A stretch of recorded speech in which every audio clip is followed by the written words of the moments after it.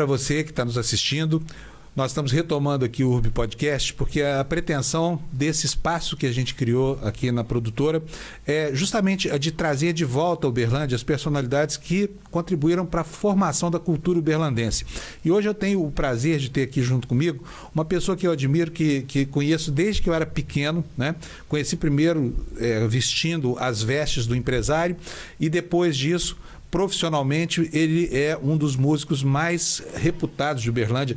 O seu Nicolau Suzibeck, que está aqui na minha frente. O seu Nicolau, que está com 91 anos de idade. Ele nasceu na Hungria, veio com a família primeiro para São Paulo, depois eles vieram para o Triângulo Mineiro, e ele acabou se tornando um dos uberlandenses mais empedernidos que eu conheço. Seu Nicolau, é um prazer falar com o senhor. Prazer é todo meu. Uma boa noite ou uma boa tarde para quem está nos vendo. E realmente é um prazer vir aqui, principalmente com você, um dos grandes repórteres da nossa TV brasileira, né? Então, sempre bom levar para as pessoas o que a gente tem realmente para falar, principalmente quando se trata de Uberlândia, que a gente ama essa cidade de uma forma até difícil de dizer como. Bom, quero que o senhor conte um pouquinho da sua história, porque muita gente conhece o senhor, mas não sabe da sua história, né? E é uma história que começa na década de 30, o mundo estava em polvorosa por causa da ascensão do nazismo lá na Alemanha, e a família do senhor, na Hungria, era uma família de judeus, não era isso, senhor Nicolau? Isso. Pelo lado do meu pai, era uma família de judeus. Pelo lado da minha mãe, a minha avó materna era católica e o meu avô era judeu. Aí aconteceu o seguinte: em 1939, meu pai já tinha 3 irmãos aqui no Brasil. Agora, há pouco tempo que eu consegui descobrir por que ele já tinha 3 irmãos aqui. É que os irmãos eles eram 11 irmãos ao todo. Aí mexia com o negócio de automóvel lá na Hungria, mas aí não deu certo. Eles depois queriam ir para os Estados Unidos, mas aí também não deu certo, e aí vieram para o Brasil. Aí um dos irmãos escreveu para o meu pai, isso em maio de 1939. Desculpa, eles vieram parar aqui no Brasil por quê? Já temendo a não, negócios. Eles mexiam com negócio de carro lá, lá não deu certo. Se tivesse dado certo, eles teriam ido para os Estados Unidos, mas aí, como lá o negócio do carro não deu certo, eles vieram aqui para o Brasil. A família do senhor é de Budapeste ou é de alguma cidade pequena? Não, é de cidade pequena. Do lado do meu avô eram fazendeiros, até umas cidades que eu nem conheci, porque eu não conhecia essa fazenda nem nada. Eu nasci numa cidade perto da onde nós morávamos. Nós morávamos numa cidadezinha chamada Diekenhas, e eu nasci em Notkanisha. Até já há uns 10 anos mais ou menos atrás, eu fui nessa cidade, peguei minha certidão de nascimento, peguei meu passaporte também e tal. Mas aí um dos irmãos escreveu para o meu pai: pega sua mulher, seus filhos e vem embora, não pergunta nada. E meu pai o fez. Aí nós chegamos no Brasil em maio, a guerra estourou em setembro.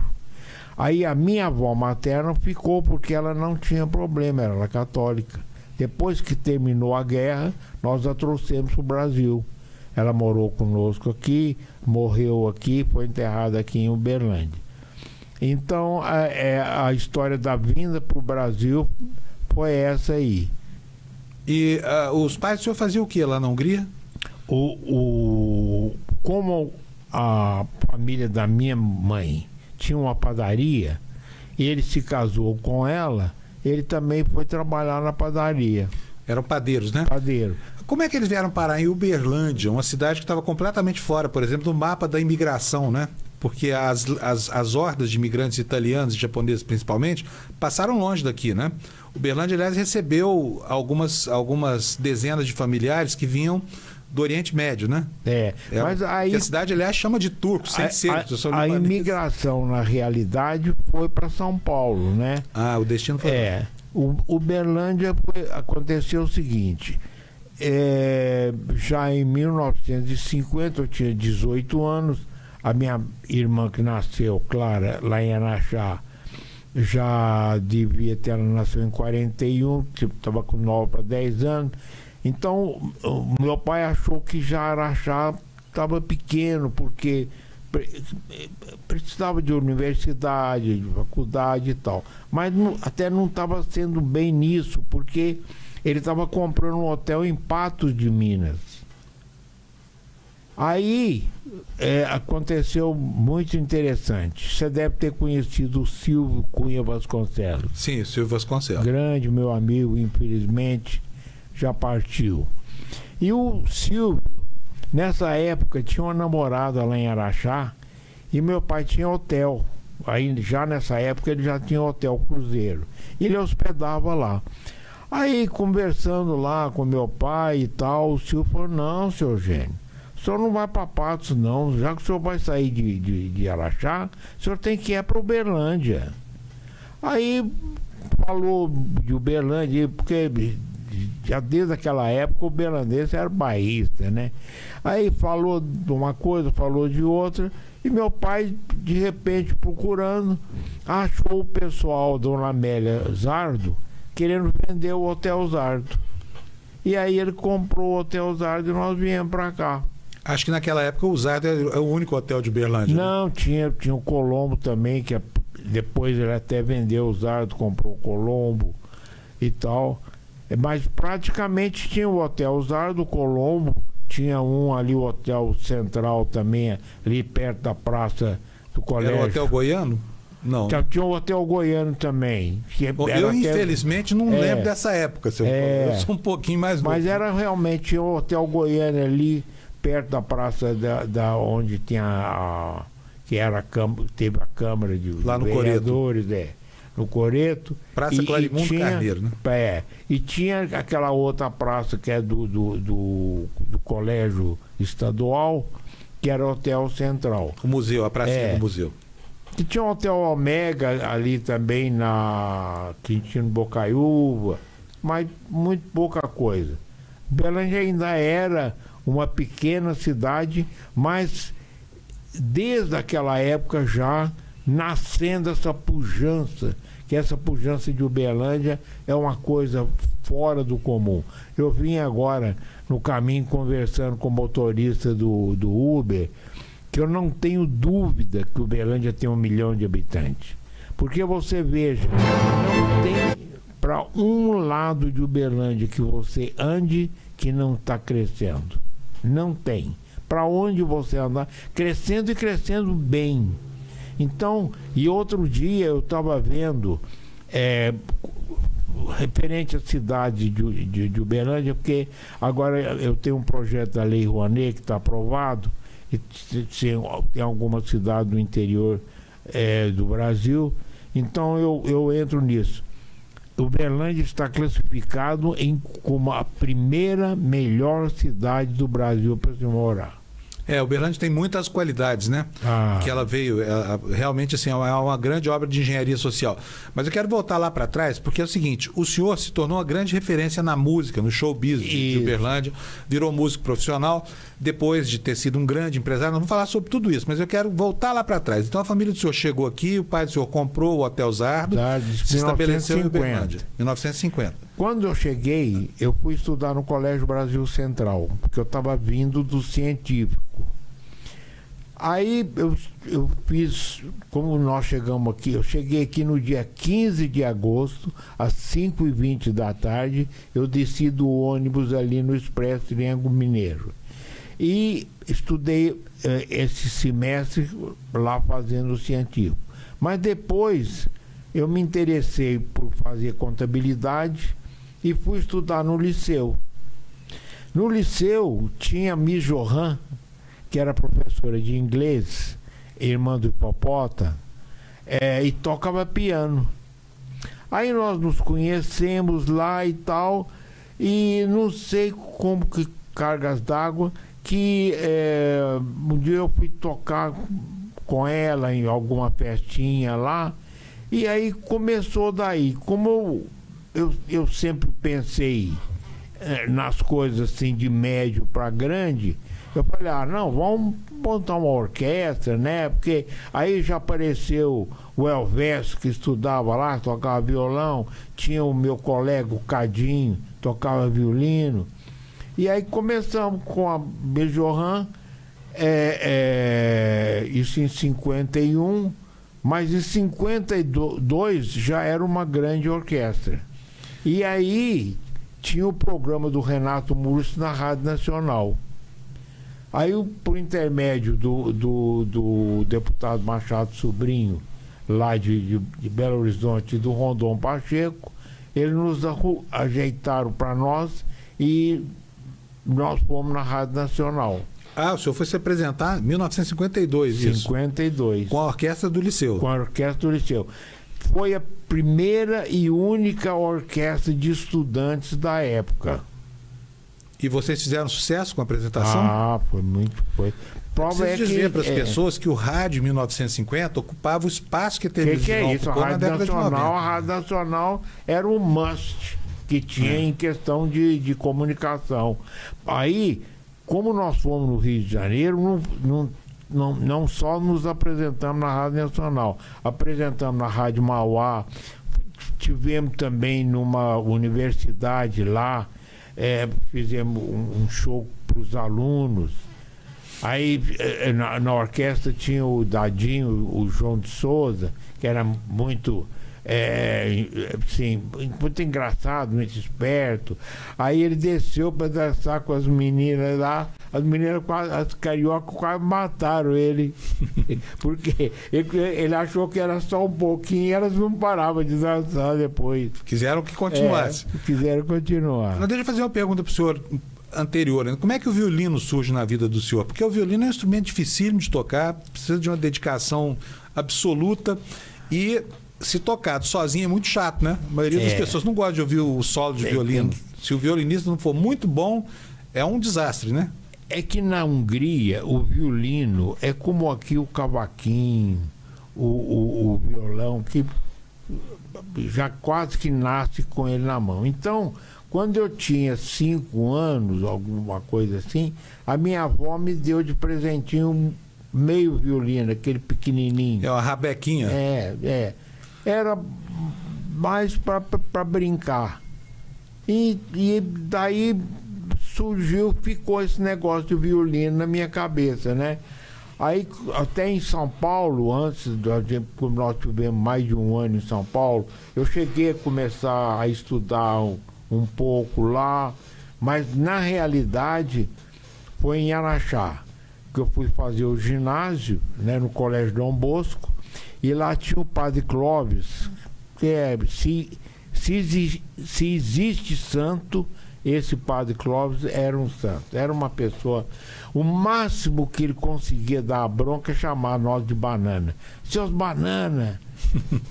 Quando errava alguma coisa e tal. E comecei na banda, toquei trompete, toquei saxofone, toquei tudo. Depois ele resolveu montar a orquestra. E aí eu comecei a aprender o violino com ele. E também nessa época, lá no Grande Hotel, tinha. O senhor está falando do Barreiro. Do Barreiro. Era muito chique, vinha gente até do exterior, não só para hospedar, como também para fazer show e tal. E lá tinha uma orquestra muito boa. E tinha um violinista de Belo Horizonte, Geraldinho Dias Laranja, mais conhecido como Didi, tocava muito bem. Mas ele não dava aula. Aí eu grudava nele, ficava indo atrás dele, pegando as aulas assim de rebarba. Ficamos depois muito amigos, etc. e tal. Também já foi embora. E foi por aí. O resto foi o seguinte: eu sempre viajava muito por causa dos negócios e tal. Aonde eu ia, eu levava meu violino. Então eu chegava em São Paulo, em Belo Horizonte, ia naqueles dances, naqueles lugares todos onde tem as orquestras, e metia a cara. E aí... O senhor se oferecia para tocar junto com as orquestras? Não, eu chegava... A gente fala da canja. Uhum. Aí eles deixavam eu dar canja naquele lugar lá, você precisa de ver. Depois teve o Tobias Troisi, que era uma orquestra com 4 violinos, bandoneon, aquela coisa toda. Eu fiquei tão amigo dele. Esse cara era um violinista fantástico. Que eu saía, viajava com ele quando ele vinha aqui pela região. Ele me botava lá na frente da orquestra, sentava lá e ficava me ouvindo. Então foi assim, eu na realidade eu estudei muito pouco. Se eu tivesse feito conservatório, se eu tivesse feito um curso depois, ido para o exterior, alguma coisa, a parada com o André Rieu ia ser brava. Mas olha, eu já vi o senhor tocar muitas vezes. O senhor é um excelente. E outra coisa que me impressiona muito é a energia que o senhor tem. Aos 91 anos de idade, o senhor está fazendo turnê, está fazendo show em tudo quanto é lugar, mas nós vamos falar sobre isso depois. Vamos voltar aqui para o passado, para a gente esgotar o assunto lá de trás. Quero saber do senhor uma coisa. O senhor tem um crucifixo aí no seu pescoço. O senhor é católico hoje. É um ato de conversão ou o senhor sempre foi católico? Não, o seguinte, o meu pai, eu sempre achei o meu pai muito inteligente com as coisas que ele fazia. Então nós chegamos em Araxá e fui estudar no colégio, depois do grupo, eu fiz o grupo e tudo, eu fui estudar no colégio Dom Bosco. Meu pai achou o seguinte, como é que meu filho vai estudar num colégio Dom Bosco, colégio de padres, judeu? E outra coisa, e em Araxá não tinha sinagoga e nem nunca iria ter. Então, o que ia acontecer? Eu ia ficar sem religião. Aí eu fui batizado aos 13 anos de idade. Até então a formação sua foi uma formação judaica mesmo. Mas não tinha judaica. Formação nenhuma. Não tinha formação. Porque acontece o seguinte, muito novo, quando nós viemos embora, 7 anos de idade, como pelo lado do papai era judeu, pelo lado da minha mãe era católico, no fim não processava quase muita coisa. E é preciso dizer também que a transmissão hereditária é pela mãe, né? É mais pela mãe. O filho de mãe judia é judeu. Quer dizer, mas o senhor então não chegou a ser educado como judeu, não teve nada. O seu primeiro ato de conversão a uma religião foi religião cristã já, então. Com 13 anos de idade, ao invés de fazer o bar mitzvah, o senhor foi batizado. Fui batizado. É isso, né? E desde então o senhor sempre... Eu pergunto isso para o senhor porque há episódios aqui em Uberlândia estranhos. Por exemplo, tem uma gravação de 1941 em que aparece um jantar do Rotary, as mesas todas decoradas com a cruz suástica, e aquela imagem que me apavora. E eu sou pai de uma filha judia, porque é filha de mãe judia. Então veja essas imagens com uma grande preocupação e queria Mas saber... No Rotary? No Rotary. Com suástica? Suástica. Vou mostrar aqui nas da imagens. Alemanha? É incrível. Que ano isso? 1941. Foi um filme que foi resgatado isso há 2 ou 3 anos e está no YouTube. Bom, 41 ainda morava em Araxá. O senhor estava em Araxá. Araxá. Que a minha irmã nasceu. Mas a família do senhor chegou a receber algum tipo de manifestação antissemita? Porque naquele momento da história era muito comum que isso acontecesse. Não. Infelizmente era... Nunca. Então... Nunca. Porque em Araxá a gente logo fez muitas amizades, era muito bem, e sou muito bem quisto lá em Araxá, ainda tenho amigos lá de longa data. Esses dias mesmo eu fui em 2 aniversários de 90 anos de amigos meus, de quando eu cheguei lá, menino ainda e tal. Então a gente nunca deixou de continuar com essas amizades de Araxá. E como é que foi para o senhor? Eu sei que o senhor era muito novo na época ainda, mas como é que foi para o senhor testemunhar os horrores daquela Segunda Guerra Mundial? Toda a perseguição aos judeus, porque mesmo não tendo sido nunca judeu por afinidade religiosa, o senhor tinha parentes, essa coisa. Deve ter sofrido muito, né? Afinal de contas, muito da imigração europeia daquele começo de século XIX foi motivado pela perseguição religiosa. E eu queria saber do senhor como é que foi vivenciar esse período da história. Acontece o seguinte, é que também não aparecia muito as coisas por aqui, né? Começou a aparecer muito mais depois que a guerra acabou do que durante a guerra mesmo, né? Durante a guerra a gente sabia muito mal das coisas que estavam acontecendo. E aí, logo depois que a guerra terminou, eu não me lembro em que ano que foi que eu voltei a primeira vez lá, na Hungria. Mas aí eu me lembro que dos parentes não tinha ninguém. Não tinha ninguém que sobreviveu? Ninguém. Quer dizer, houve sofrimento na família do senhor lá. Teve um primo que foi para os Estados Unidos, os que conseguiram sair também foram muito poucos. Então... Bom, então vamos falar de coisa boa, porque de tristeza do passado também a gente não precisa, porque tem muita história triste para contar. É bom relembrar para que a gente não incorra nos mesmos erros, mas não é bom fomentar um sentimento de amargura, essa coisa toda. Me conta, aí, como é que o senhor vira empresário da área da comunicação, que era o senhor? Porque o senhor foi o homem que instalou todos os luminosos de Uberlândia. Vários. Não, aconteceu o seguinte, eu tinha um tio em São Paulo que tinha uma fábrica de luminosos, era a Visibilidade. E aí eu montei uma loja de material elétrico com o Morum Simão, vendendo material elétrico ali na Avenida Afonso Pena. Você lembra onde tinha o Cine Avenida? Sim, logo no comecinho, antes do bairro da Mineira. Aí tinha um corredor lá, que era um corredor onde entrava para o cinema e que era fechado lá no fim. Nós alugamos esse corredorzinho lá e montamos uma loja de venda de material elétrico. E aí, como o meu tio tinha a fábrica de luminosos em São Paulo, a gente vendia os luminosos, comprava do meu tio e instalava. Aí, depois de algum tempo, falei com o Moura, vamos montar uma fábrica, né? Aí montamos. Aí fomos sócios por um bom tempo, que foi a Neon Sulce, que era Sulzbeck Simão.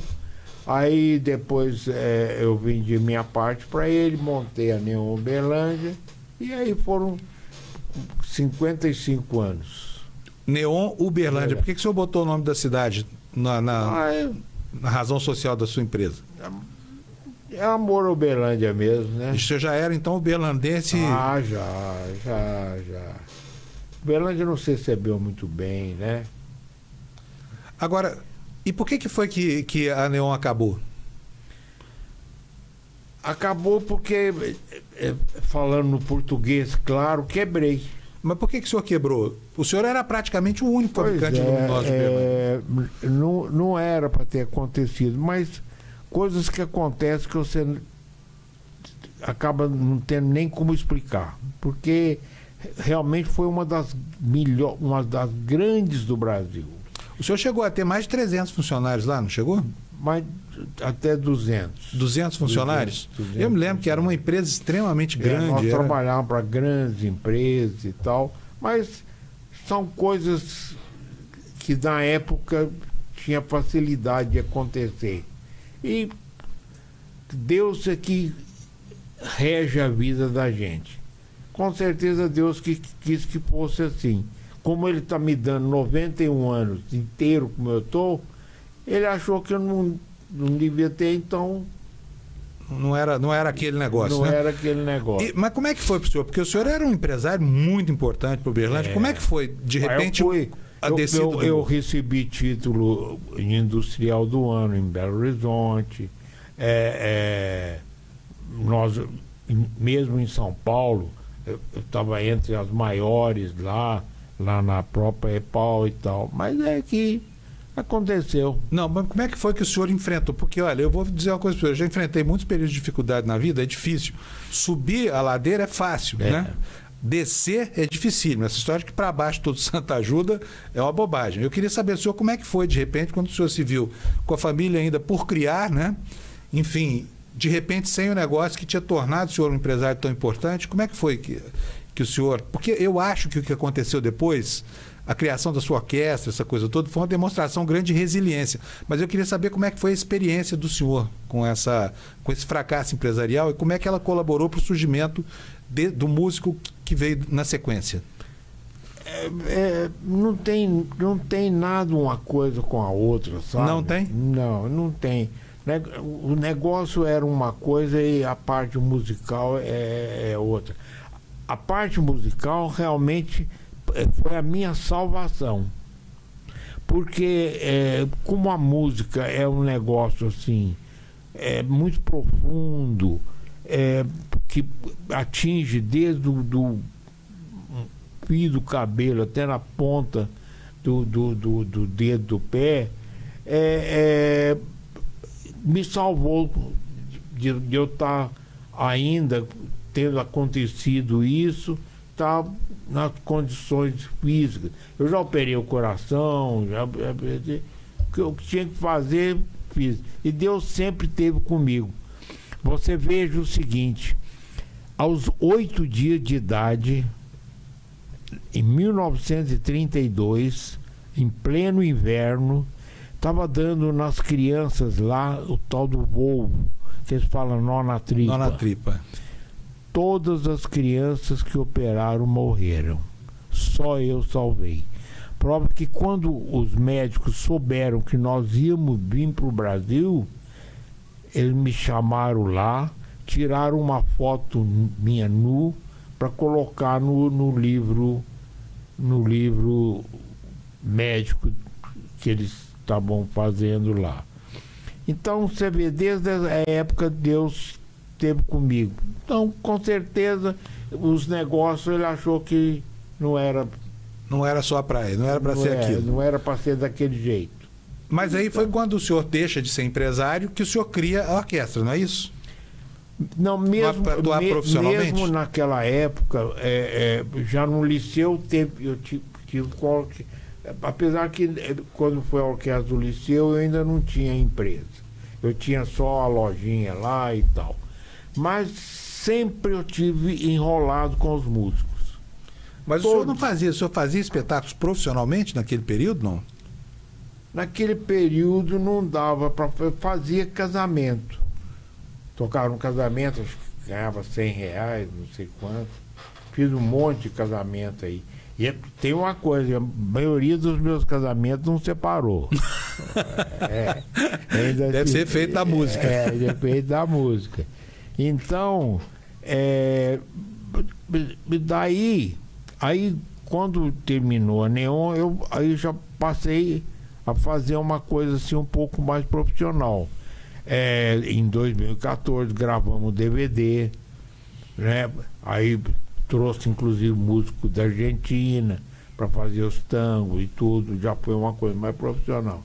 E aí já ficando mais conhecido, fazia apresentações fora daqui. Aí tem o Euler Carneiro de Goiânia, que tem uma grande empresa de cerimonial. Fiz muitos casamentos com ele, Foz do Iguaçu, Rondonópolis, para esse mundo afora todo aí.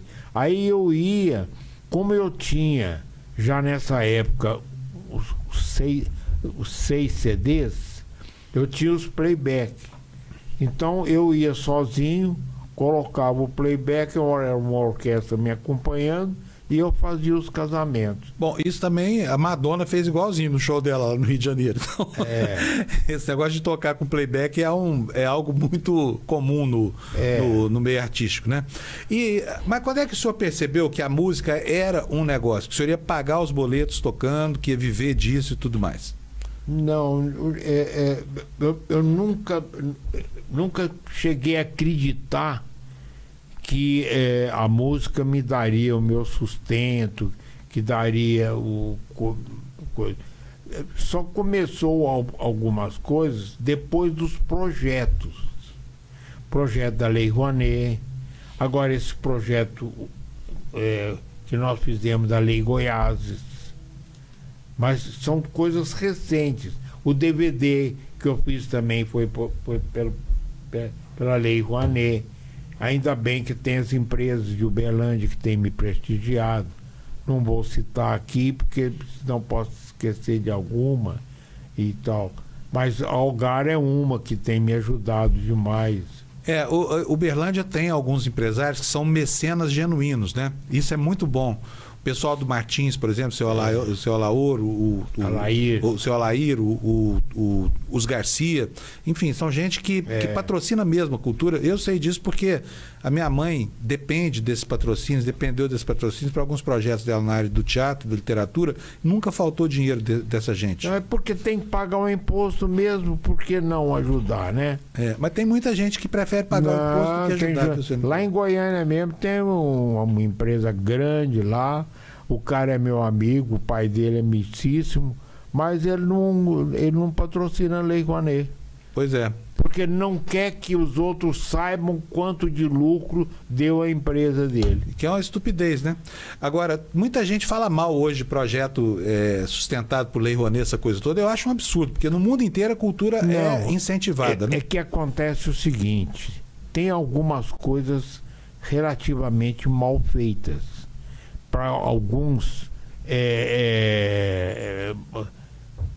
artistas que são amigos do governo e aí excedem, fazendo projeto de 2 milhões e 3 milhões. A Lei Rouanet, essas coisas, não foi feito para esse tipo de artista. Foi feito para artistas mesmo do interior, para coisas menores e tal.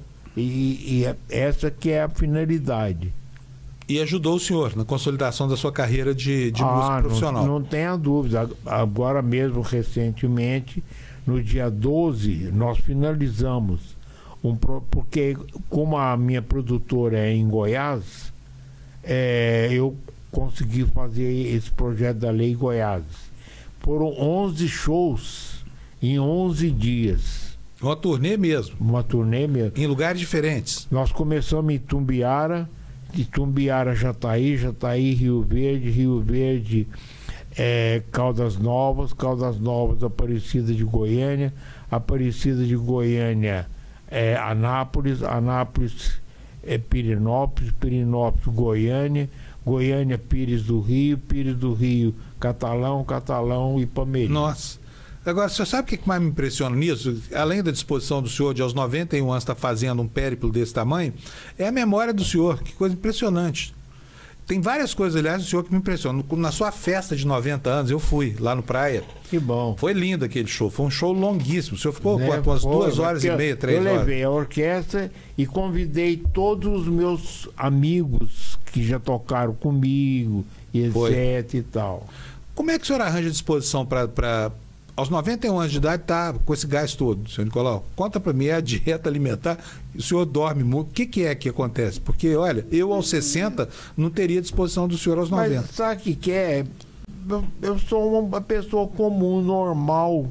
Os outros, eu acho que Deus tem sido bonzinho demais comigo, porque você imagina o seguinte, foram 11 shows, 11 dias, 11 noites, 1h30 de pé no palco.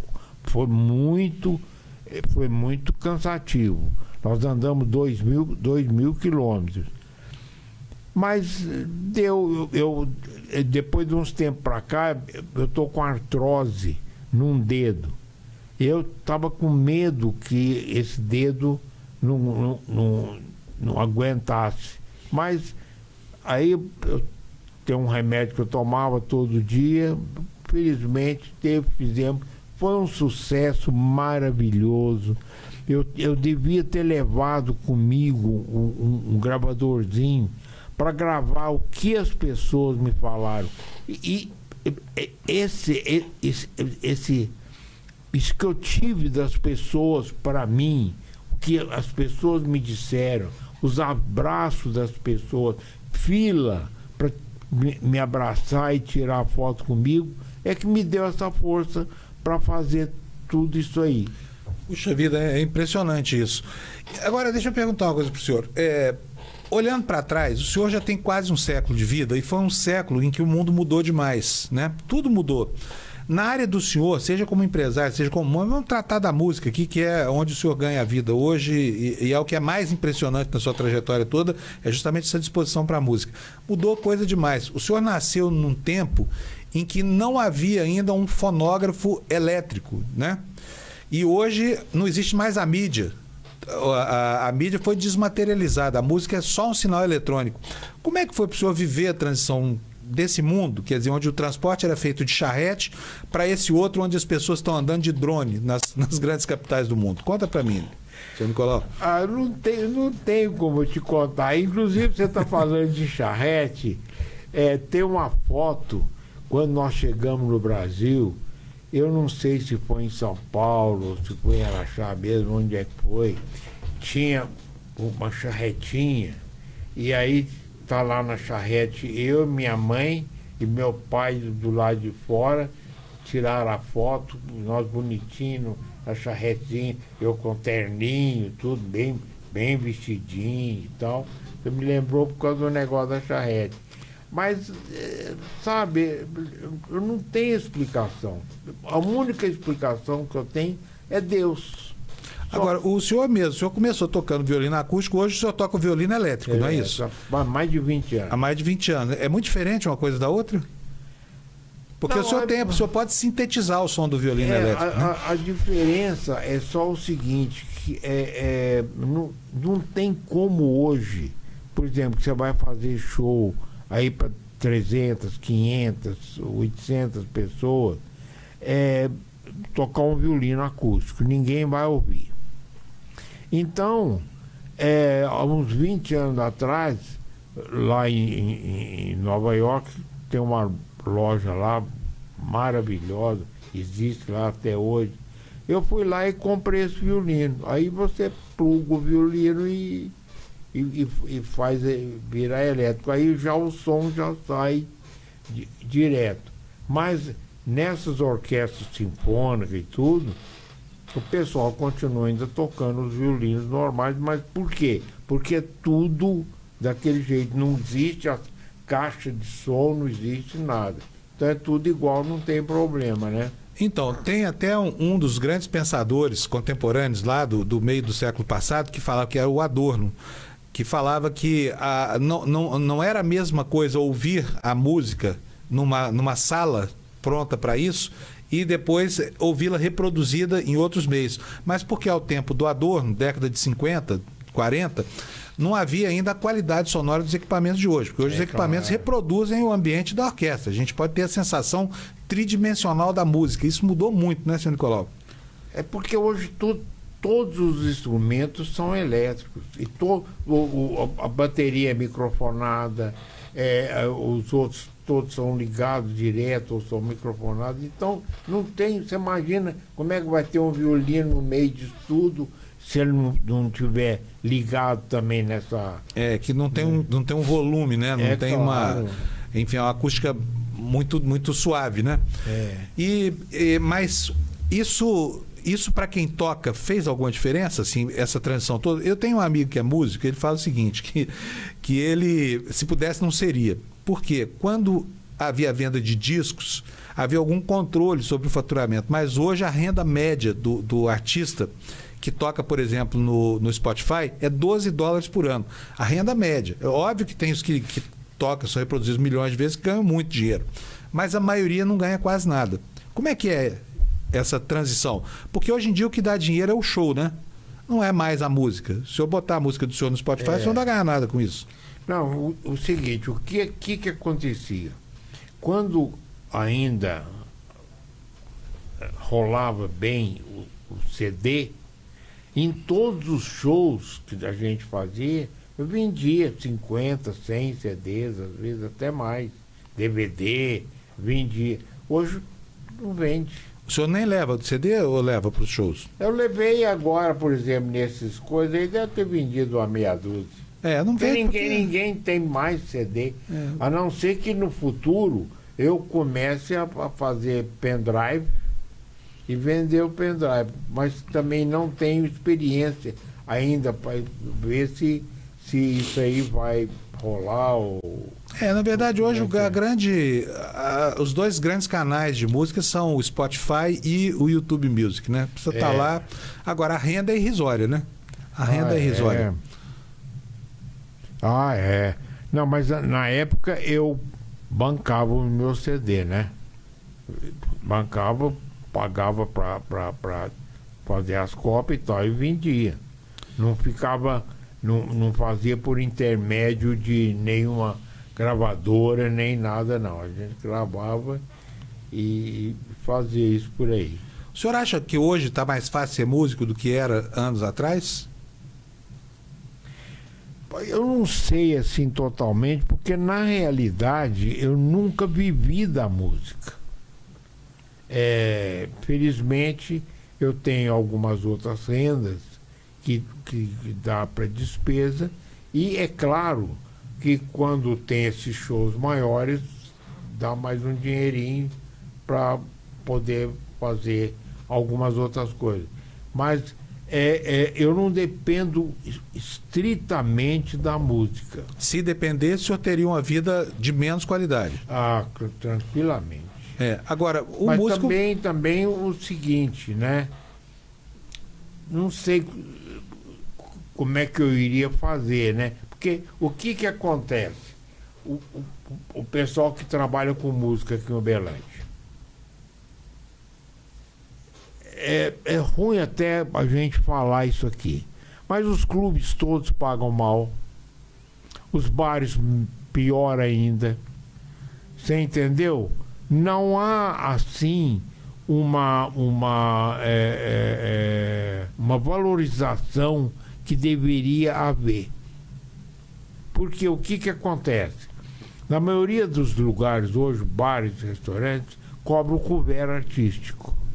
Mas aí eles não querem cobrar um pouquinho mais, porque acha que vai pesar aí depois no que o cara vai consumir. E aí que se dane o músico. Então, é duro essa turma que toca aí eu já toquei, se precisar toco com o maior prazer, você entendeu? Só que é o seguinte, compensa muito pouco. Né? Quer dizer, viver profissionalmente de música é osso. É complicado. Muito bom.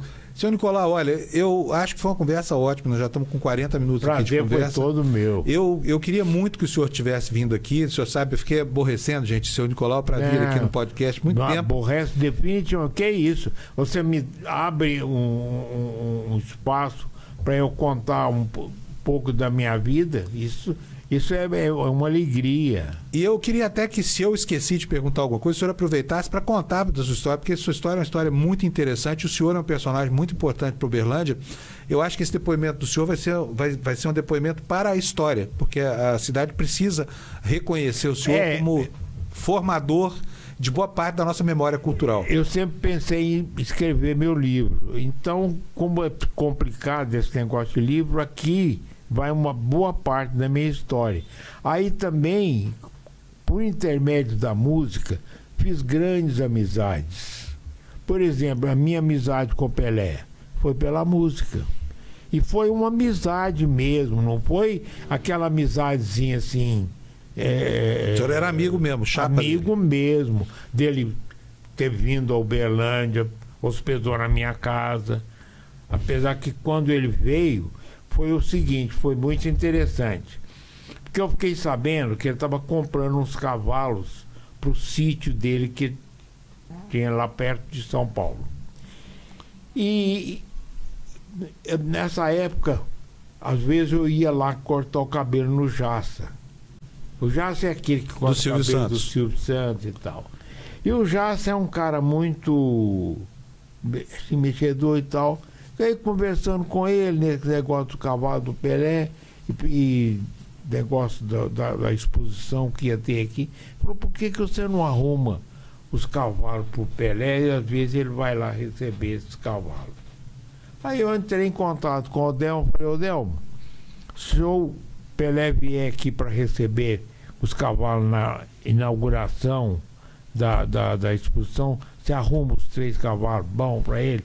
Arrumo. Aí eu falei com ele, falei, Rei, vai ter uma exposição lá em Uberlândia, assim e tal, eu arrumo o avião para te levar e tudo. Vão te dar de presente os 3 cavalos só para você ir lá.